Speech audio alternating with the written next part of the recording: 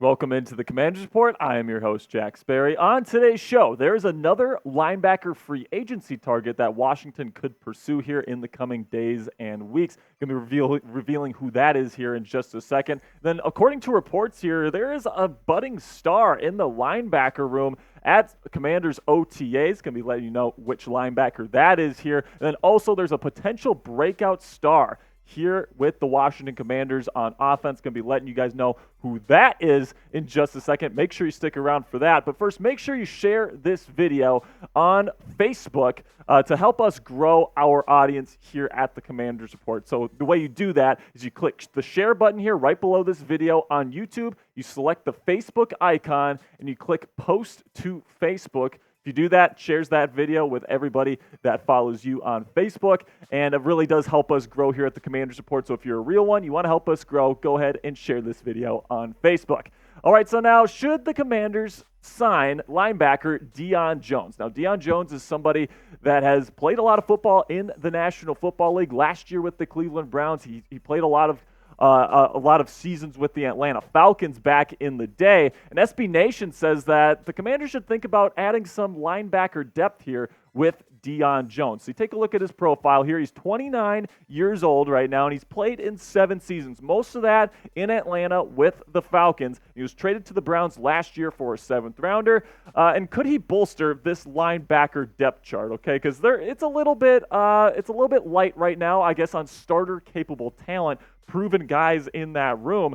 But, I think that Dion Jones is somebody that would provide a nice veteran presence here, and I think he'd be a really good player for the Washington Commanders and really give that veteran presence that this room really needs, right? Jamin Davis is still a really young player. Khaleke Hudson is still a really young player. Cody Barton is a veteran, but getting as much veteran presence in there in the inside linebacker room can only be a good thing. He's played a lot of football in this league. You can trust him on an NFL field. And if you take a look at his stats here over the last couple of years, he's usually over 100 tackles. Last year, just 11 games played, 44 tackles, 2.5 sacks, and a pick. But before that, 100 tackles in the last 3 seasons. He usually puts up close to double digits in the tackles for loss category. This guy can still play, and I think that he could really compete for potentially a starting spot here on the Commanders inside linebacker room with Jamin Davis, Cody Barton. That's definitely the weakest portion of the Commanders defense at this point. You got a really good defensive line. You really bolstered up the secondary with Emmanuel Forbes and Jartavius Martin in the draft.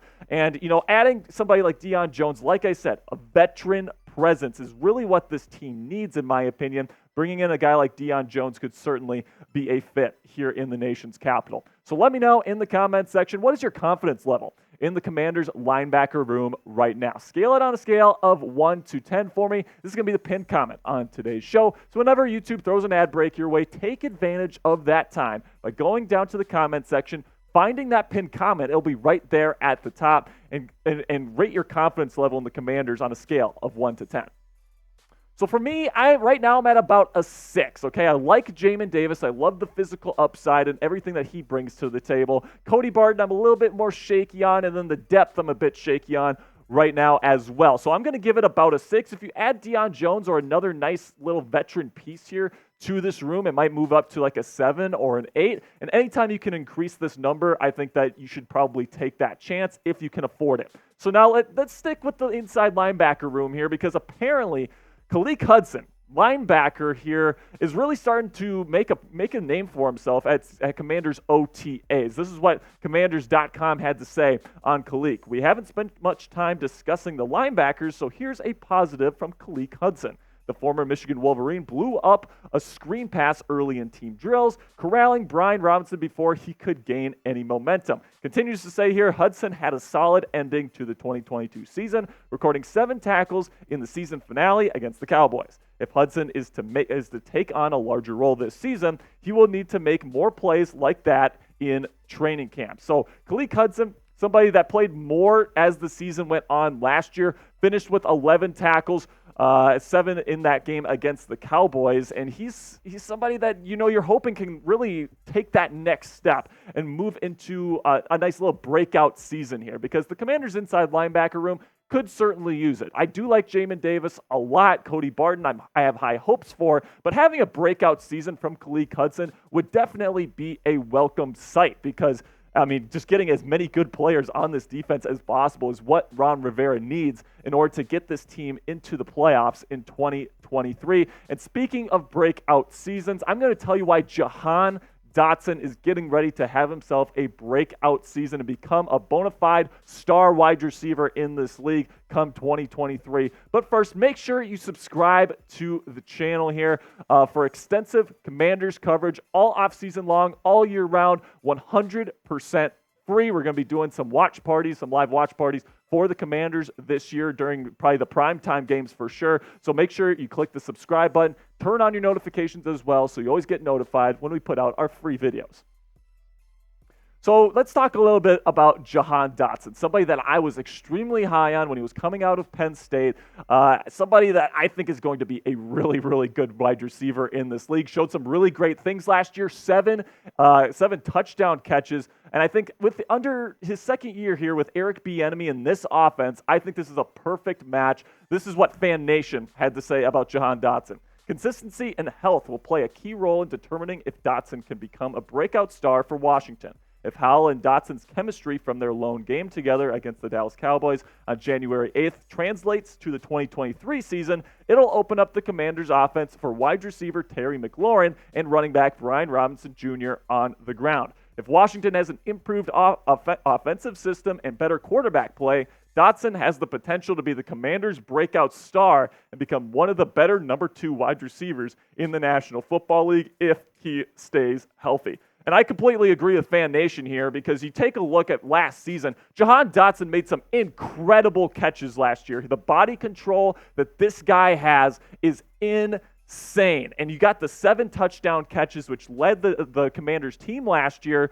I think that he's got a very bright future. Now, 523 yards, you want to see a little bit more out of him than that. I think this year he gets at least over 1,000 yards receiving. I think that target number is going to go up. I think the receptions number is going to go up. I think he's got great hands for his size. He's a bit undersized, but I do love the game that he brings to the table. And I think he's going to be an excellent number 2 wide receiver and a great complementary piece to Terry McLaurin there on the Commanders depth chart. Curtis Samuel is also a really, really good slot receiver. I don't think anybody questions the talent in this wide receiver room. I think it's going to be absolutely fantastic. You can make an argument that they should maybe add like a bigger body red zone threat, like a Kenny Golladay or maybe a Julio Jones. That might be a nice piece to add, but overall, this is a very complete wide receiver room, and I cannot wait to see what Jahan Dotson in particular can do in his sophomore season. And I'm really expecting big things out of him as we head into head into 2023, because you got Terry McLaurin, who we already know is a bona fide number 1 guy in this league. And Jahan Dotson, although he's a little bit undersized, I think that he can be very similar to like a Stephon Diggs type where, he's got great body control, great hands. He's a great route runner. He does all the things that you want to do. He's extremely fast as well. I think Jahan Dotson's going to have a fantastic season. I cannot wait to see him play in the burgundy and gold next year. So that's going to be it for today's video, guys. I really do appreciate everybody that made it to the end of today's video. Again, if you want to help out the channel here, a free way to help out the channel is to share this video on Facebook. Again, the way you do that, click the share button, click the Facebook icon, and click post to Facebook.